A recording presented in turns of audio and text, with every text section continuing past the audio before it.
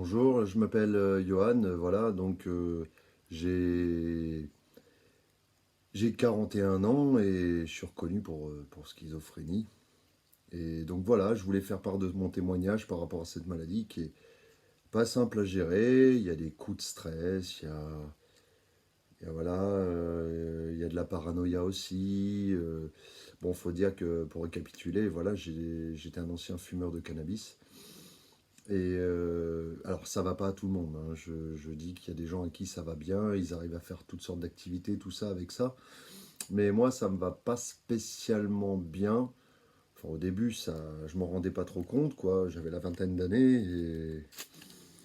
et voilà, ça allait, quoi. Ça allait. Et puis bon, bah, chemin faisant, j'ai commencé à développer des choses.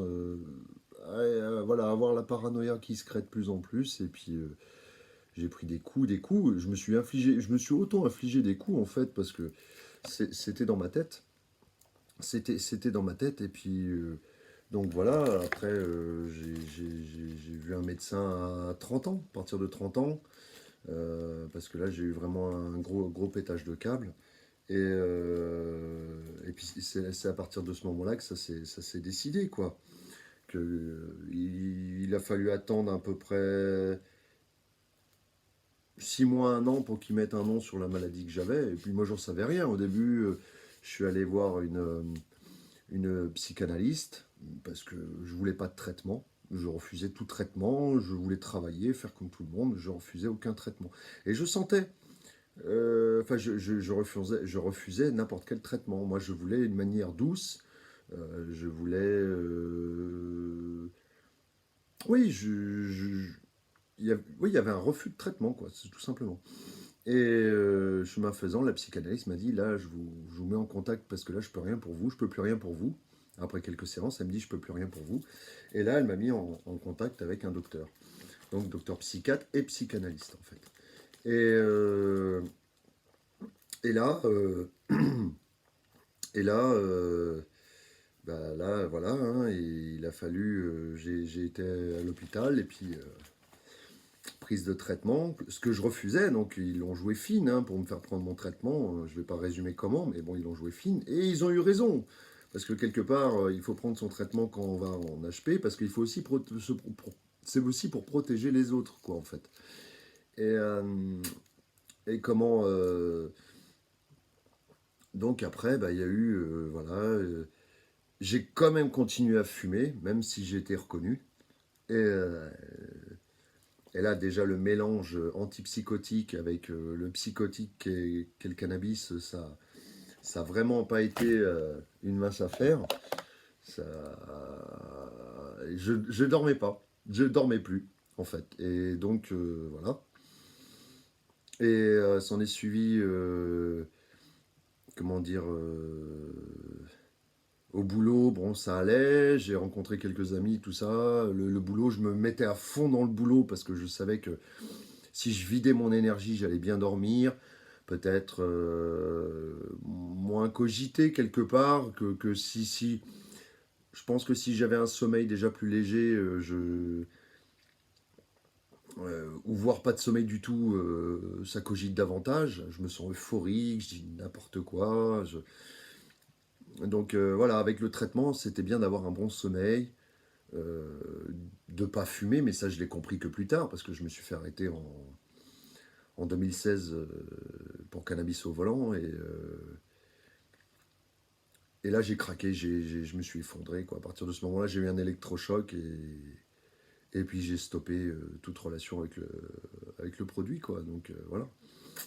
Et puis là, bah, je remonte petit à petit. Il y a encore des séquelles du passé qui font que comment dire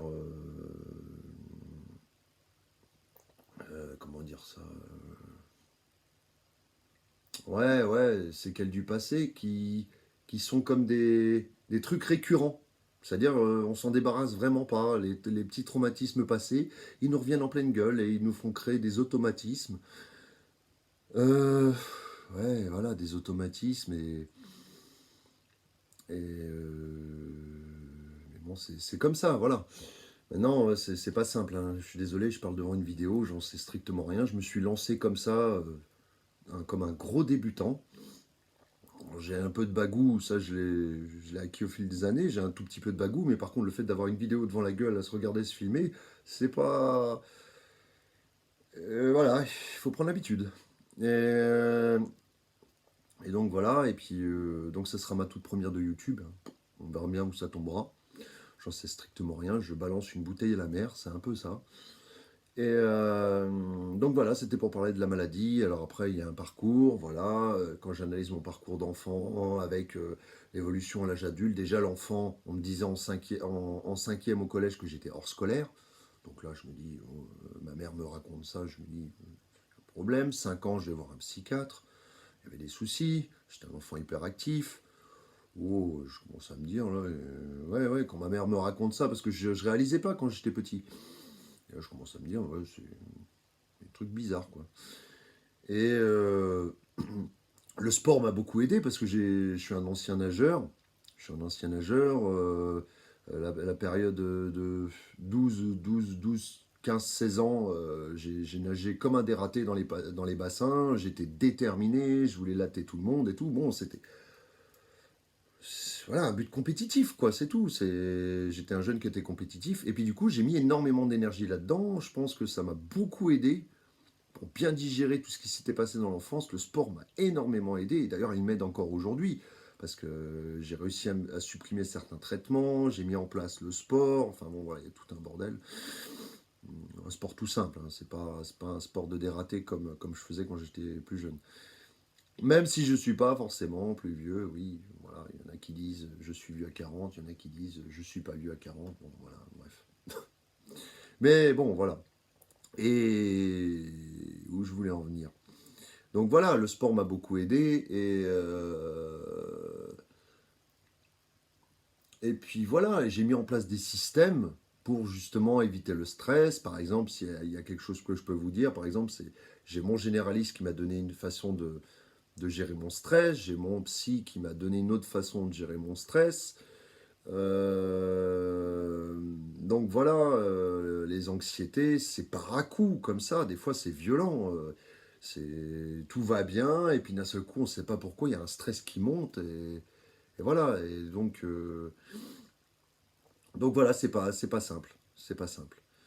Donc, mais voilà, c'est pour ça, je pense que ça peut être quelque chose à tenter de mettre une vidéo sur YouTube pour en parler un peu. Je sais vraiment pas par où commencer en fait, voilà, là il y a beaucoup de choses à dire. Donc sur mon petit parcours, il y a eu un chemin comme ça qui a été terrible dans le sens où c'est à ce moment-là que j'ai pété les plombs, vers 29-30 ans. Voilà. C'est compliqué d'étaler tout ça, mais voilà, il y a eu des passages, des moments de ma vie, des moments clés où soit je remontais, soit après, il y a le point de vue astrologique aussi, hein. J'ai regardé le point de vue astrologique. Je ne m'y connais pas beaucoup en astrologie, mais je m'y intéresse. Voilà. Hein, philosophie, astrologie, toutes ces choses-là, côté spirituel et tout ça, je m'y intéresse. Même si. Et ça m'aide. Ça m'aide. Ça peut aider. Voilà, d'avoir la foi, d'avoir. Même si tout n'est pas respecté, hein, pour la foi, par exemple, parce qu'il y a des trucs que je respecte pas. Moi, la foi, je vais pas forcément dans les églises. Imaginez, moi, dans une église, bon. Euh, je me sens pas capable d'aller dans une église dans le sens où je vais plus prier silencieusement chez moi ou des choses comme ça, mais je me sens pas. Voilà. Après, il y en a, ils ont besoin d'y aller. Moi, quand je prie, je suis tout seul dans mon petit coin. Je veux pas prier forcément avec des gens, je veux prier tout seul. Même si on dit que prier à plusieurs, ça peut avoir plus d'effet et tout ça. Voilà. Donc voilà pour le petit parcours. Donc voilà. Donc je fais une petite vidéo, ouais, 9 minutes. Bon, est-ce que je peux en dire un peu plus? Euh, Sinon, voilà, j'ai un attrait pour le gaming aussi. Voilà, j'ai un attrait pour le gaming. Même si ça a baissé maintenant, hein, j'étais, voilà, depuis l'époque, comment dire, ma première console, c'était une Nintendo avec, vous savez, le pistolet Deck Hunt Et Super Mario Bros, le petit coffret, là, j'étais tout heureux, j'avais eu ça à 12 ans. Donc voilà, et puis s'en est suivi jusqu'à maintenant, les nouvelles générations et tout ça. Et j'ai poursuivi, quoi, voilà. Donc à l'occasion, oui, j'aime bien mettre sur des jeux. C'est un partage. Le jeu m'a beaucoup apporté, c'est un partage, c'est convivial. Après, ça m'a appris à perdre aussi. Et voilà, donc. Et. Ouais, voilà, voilà. Donc, bah voilà, je pense que j'arrive à 10 minutes. J'ai voulu faire un truc court parce que c'était vraiment pas facile. Une grosse pression, hein, voilà. Même si c'est devant une petite caméra tout seul chez soi, quoi, voilà. Mais c'est une pression quand même. Bon, bah voilà. Merci d'avoir regardé cette vidéo. Au revoir.